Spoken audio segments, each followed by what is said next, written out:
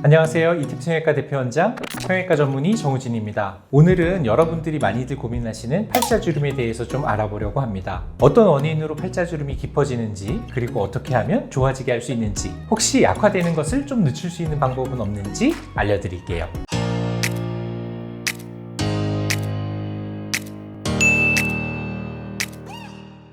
팔자주름이 약화되는 것은 다들 아시겠지만 일종의 노화 현상이라고 보시는 것이 타당한데요. 다른 얼굴의 노화와 마찬가지로 피부나 근육의 탄력이 떨어지면서 밑으로 처지는 증상이 하나, 팔자주름의 위가 이렇게 좀 볼록해지게 됩니다. 나이가 들면서. 또 하나는 지방 조직의 흡수 등으로 인해서 꺼짐이 심해지는 거 하나, 얼굴의 노화 현상은 거의 이 두 가지라고 생각하시면 됩니다. 꺼짐과 처짐.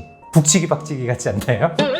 원인이 밝혀졌으니까 이제 이거를 해결하면 되는데, 제가 연령을 나누어서 솔루션을 한번 제시해 드리도록 하겠습니다. 먼저 10대나 20대는 어떻게 하면 되느냐? 우선 물을 많이 드시고 자외선 차단 크림을 잘 바르시면 됩니다. 얼굴의 노화를 예방하는 데 가장 중요한 한 가지를 저한테 추천해 달라고 하시면 저는 자외선 차단을 권유할 거고요. 하나 더 추천을 해 달라고 하시면 모이스처라이징을 말씀드릴 건데, 20대까지는 이제 골격의 모양이나 선천적으로 이제 팔자주름이 너무 심하신 것이 아니라면 이 두 가지 정도면 충분하다고 저는 생각해요. 꼭 필요하시다면 보톡스나 리쥬란 힐러 등의 스킨 부스터 주사 정도면 될 것 같습니다. 30, 40대 정도가 되시면 필러나 지방 이식, 실리프팅 정도를 추천합니다.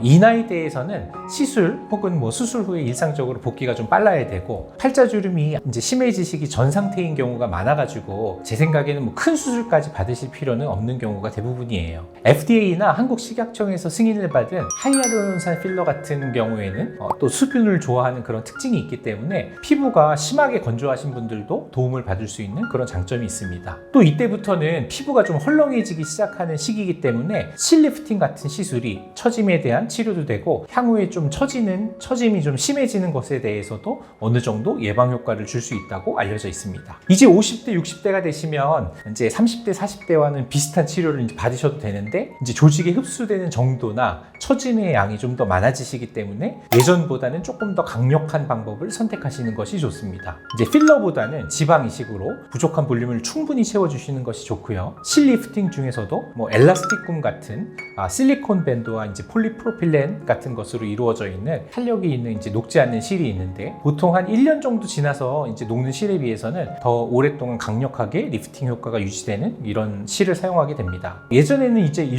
정도 나이가 되시면 얼굴 전체에 절개를 가하는 이제 안면거상 수술을 많이 받으셨는데, 안면거상 수술을 받으시고 난 이후에는 이제 회복 기간이 길고 흉터 등의 이제 문제가 생기기 때문에 최근에는 엘라스틱 같은 그런 실리프팅을 하시면서 이렇게 당기고 남는 피부를 조금만 잘라내는 그런 방법을 사용하시는 것이 이제 조금 더 일반화되고 있는 것 같습니다. 70대 이상 이제 환자분들이 되시면 물론 이제 앞에서 제가 설명드렸던 모든 수술들이 다 적용이 될 수 있겠지만, 이때는 처짐량이 좀 더 많아지기 때문에 안면거상 수술과 지방 이식이 가장 추천을 많이 해드리고 있습니다.